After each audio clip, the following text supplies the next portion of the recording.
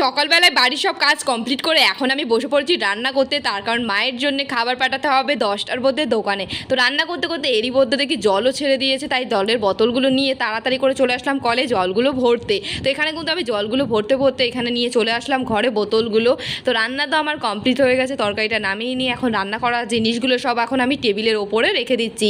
তো খিচুড়ি স্কুল থেকে ভাইপোর জন্য একটু করে খিচুড়ি দেয়, তো ঠাম্মা আজকে নিয়ে এসছে, তো বললো খিচুড়িটা তুই খেয়ে নে। তো এখানে খিচুড়ি আর ডিম সেদ্ধ খাচ্ছিলাম আমি। তো চলো দুপুরে কী কী রান্না করেছি তোমাদের একবার বলি। তো এখানে রয়েছে সাদা ভাত, মাছ ভাজা, মাছের ডিম, আলু সেদ্ধ রয়েছে, আর এখানে রয়েছে চুনো মাছের টক, ডাল, চাটনি, আর এখানে দুটো রুটি রয়েছে। রুটি দুটো আমার বিট্টুর জন্য, আর খিচুড়ি আর এটা খাচ্ছি ডিম সেদ্ধটা আমি। তো চলো রান্না তো কমপ্লিট হয়ে গেছে, রান্নার জায়গাটা গোছাতে গোছাতে আজকে তোমাদের সুন্দর সুন্দর কমেন্টগুলো বলি। মনি আমায় বলে যে দিদি ভাই তোমার ভিডিও আমার খুব ভালো লাগে, আমার নাম মনি। তো থ্যাংক ইউ মনি আমাকে এত সুন্দর একটা কমেন্ট করার জন্য, আমার তরফ থেকে তোমার জন্য অনেক অনেক ভালোবাসা রইলো। তো দেখো ঘরটা কিন্তু আমার মোছা কমপ্লিট হয়ে গেছে, তারপরে চলে আসলাম কলে। এখন আমি স্নান করতে, খুব গরম লেগে গেছে কাজ করে। তো তাড়াতাড়ি করে স্নান করে জামা কাপড়গুলো মেলে দিয়ে এখন চলে আসলাম ঘরে গোপাল সোনাকে সেবা দিতে। তো বন্ধুরা আজকে সকালবেলা বাড়িতে আমার এই কাজগুলোই ছিল। তো যাই হোক তোমাদের সুন্দর সুন্দর নামগুলো আমাকে তাড়াতাড়ি কমেন্ট করে বলো।